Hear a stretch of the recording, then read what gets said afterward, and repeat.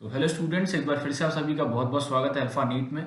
और एक important video, important update है आपका नीट की काउंसलिंग से रिलेटेड। जो भी स्टूडेंट्स हैं जिन्होंने अभी पहले राउंड और सेकंड राउंड की काउंसलिंग में पार्टिसिपेट किया हुआ है लेकिन अभी उनको सीट नहीं मिल पाई, एमबीबीएस में किसी भी कॉलेज में सीट नहीं मिल पाई है, तो वो सारे स्टूडेंट अभी मॉप अप राउंड का सीट इंतजार कर रहे थे कि मॉप अप राउंड की काउंसलिंग का डेट क्या आएगा। तो फाइनली डेट्स आ चुके हैं। डेट्स हम डेफिनेटली देखेंगे। डेट्स के साथ साथ कुछ जो इंपॉर्टेंट रूल्स यहाँ पर दिए गए, ये आपको ऑफिशियल वेबसाइट से डाउनलोड किया गया है। और आप सभी से रिक्वेस्ट करेंगे, चैनल पर अगर आप पहली बार आए तो चैनल को सब्सक्राइब कर लें, ताकि आगे की जो भी इंपॉर्टेंट वीडियोस, इंपॉर्टेंट अपडेट्स आप सभी के लिए आएंगे, नीट से रिलेटेड, आयुष काउंसलिंग से रिलेटेड, या जो भी आपके इंपॉर्टेंट अपडेट्स होंगे वो आपको यहाँ पे लगातार मिलते रहेंगे। रूल्स की अगर हम बात करें या हम डेट्स के बारे में ही देख लेते हैं। आपकी 6 दिसंबर से लेकर के 6 दिसंबर शाम 2 बजे से आपका जो रजिस्ट्रेशन है, अब इस बार जो प्रोसेस है कंप्लीटली ऑनलाइन होगा। पहले क्या होता था कि ऑफलाइन आपका मॉप अप राउंड जो होता था ऑफलाइन होता था। तो यहाँ पर आपको जो रजिस्ट्रेशन की डेट है वो 6 दिसंबर शाम 6 दिसंबर से लेकर के 2 बजे से 9 दिसंबर 2 बजे तक यहाँ पर अपना ऑनलाइन रजिस्ट्रेशन करना होगा। ऑनलाइन रजिस्ट्रेशन करने के लिए आपको फीस कितनी पे करनी होगी? यहाँ पर 1,000 रुपये से आपका रजिस्ट्रेशन होगा। 1,000 रुपये आपको अमाउंट यहाँ पर पे करना होगा।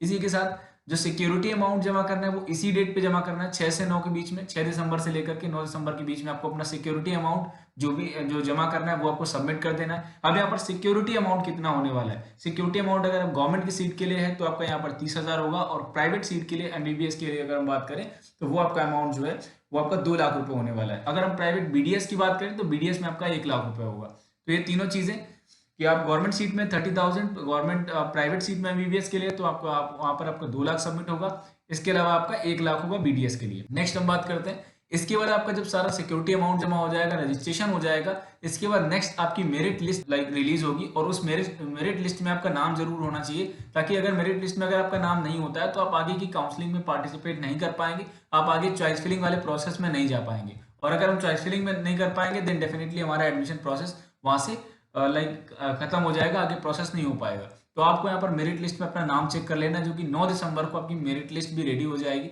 रिलीज हो जाएगी। उसके बाद आपका ऑनलाइन चॉइस फिलिंग का आपको मौका मिलेगा।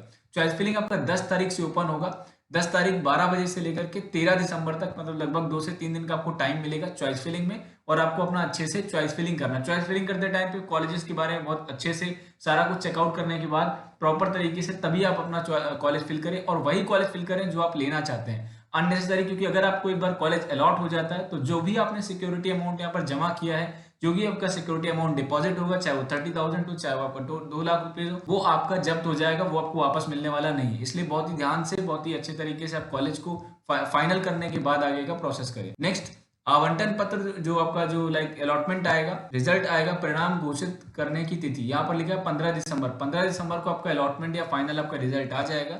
इसके बाद रिजल्ट जब आ जाएगा, इसके बाद क्या करना है कि आपको जो अलॉटमेंट लेटर है वो डाउनलोड होगा। वो करने के लिए आपको 16 दिसंबर से 18 दिसंबर के बीच में वो डाउनलोड करना होगा। अब आगे रूल जान लेते हैं। ये इतना प्रोसेस होने के बाद, ये सारा प्रोसेस आपका ऑनलाइन हो रहा है, इतना कंप्लीट करने के बाद आगे आपको क्या प्रोसेस करना पड़ेगा? तो सबसे पहले आपको नोडल सेंटर जाना पड़ेगा रिपोर्टिंग के लिए। देखिए, जो भी आपका रिपोर्टिंग है वो अलॉटमेंट रिजल्ट आने के बाद आपको नोडल सेंटर जाना होगा, और नोडल सेंटर में ही आगे का जो भी प्रोसेस है, जो भी आपका एडमिशन प्रोसेस है, वो यहाँ पर कंप्लीट किया जाएगा। ये कुछ इंपॉर्टेंट आपके रूल्स नीचे यहाँ पर इंस्ट्रक्शंस दिए गए, ताकि कोई भी स्टूडेंट यहाँ पर मिस्टेक ना करे। और डेट से ज्यादा इंपॉर्टेंट है कि इन रूल्स को आप समझ लीजिए, इनमें क्या क्या चीजें बताई गई है वो आपको पढ़ना बहुत जरूरी है। आप इसको जरूर एक बार पढ़ें, ताकि आप कोई भी मिस्टेक ना करें। सबसे पहले 1,000 रुपए का रजिस्ट्रेशन मैंने आपको बताया कि आप 1,000 से आप रजिस्ट्रेशन यहाँ कर सकते हैं। आप इस वेबसाइट पे upneet.gov.in पर, यहीं पर आपका रजिस्ट्रेशन होगा, यहीं से आपका सारा प्रोसेस होगा। मॉपअप राउंड में केवल वही स्टूडेंट्स, एलिजिबिलिटी की अगर हम बात करें कौन कौन से लोग एलिजिबल होंगे, सबसे बड़ा क्वेश्चन मार्क है। तो यहाँ पर ऐसे कैंडिडेट जिनको फर्स्ट राउंड या सेकंड राउंड में कोई सीट नहीं मिली है किसी भी कोर्स में, वो लोग यहाँ पर एलिजिबल हैं।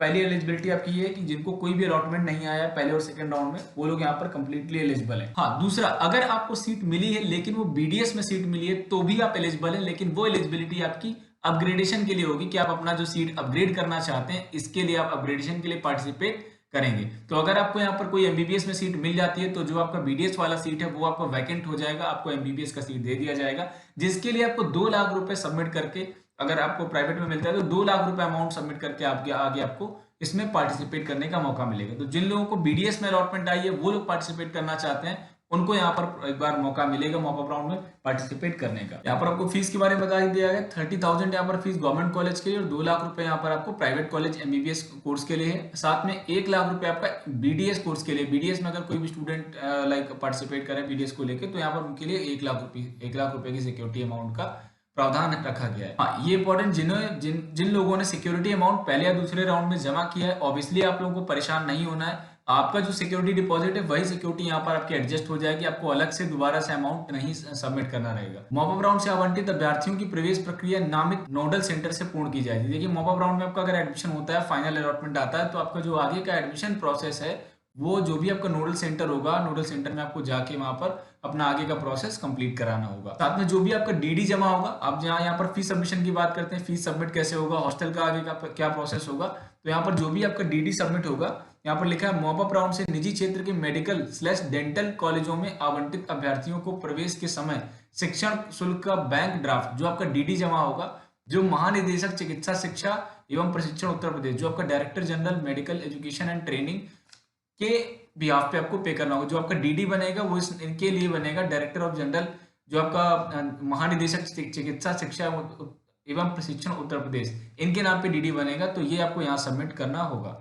इसके अलावा यहाँ पर हॉस्टल्स के बारे में बताया गया कि अगर आगे स्टूडेंट हॉस्टल के लिए ट्राई करते हैं, निजी क्षेत्र के मेडिकल डेंटल कॉलेजों में आवंटित अभ्यर्थियों के प्रवेश के समय कॉलेज का जो सिक्योरिटी अमाउंट है, हॉस्टल एवं विविध शुल्क नोडल सेंटर पर उपस्थित निजी क्षेत्र के कॉलेज के प्रतिनिधि को जमा कराई जाएगी। हाँ, अगर किसी कैंडिडेट को यहाँ पर पहले या दूसरे में किसी को BDS में एडमिशन मिला है, तो वो अपनी जो 2 लाख रुपए सिक्योरिटी डिपॉजिट है जमा करते हुए मॉपअप राउंड में प्रतिभाग कर सकते हैं। आपने ऑलरेडी जो 2 लाख जमा कर रखा है, उसके बाद फिर से आपको यहाँ पर 2 लाख रुपए जमा करना पड़ेगा, जिसके लिए आप पार्टिसिपेट कर सकते हैं। MBBS में पाठ्यक्रम में आवंटन प्राप्त हो जाता है तो पूर्व प्रवेशित BDS पाठ्यक्रम की सीट रिक्त हो जाएगी और प्रवेश के समय अभ्यर्थी द्वारा अपने समस्त मूल प्रमाण पत्रों के साथ संबंधित नोडल सेंटर पर प्रवेश प्रक्रिया की पूर्ण आपका आगे नोडल सेंटर पे आपको रिपोर्ट करना होगा। यहाँ पर अगर डॉक्यूमेंट की बात करें, तो जो लोग यूपी के बाहर के कैंडिडेट्स हैं, उनको अपना ओरिजिनल निवास बनवा लेना है।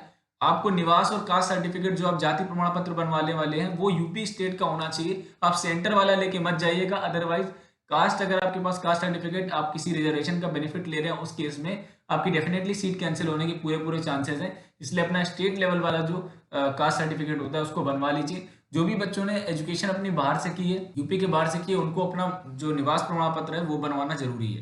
तो ये आप कुछ इंपॉर्टेंट अपडेट्स थे आपके लिए। इसके साथ साथ चैनल को आप सब्सक्राइब कर लीजिए, वीडियो को लाइक कर दीजिए, दोस्तों के साथ आप शेयर भी कर सकते हैं। कोई भी आपका डाउट या इंक्वायरी तो कमेंट सेक्शन में लिखना बिल्कुल ना भूलें। Thank you very much, keep watching, stay connected.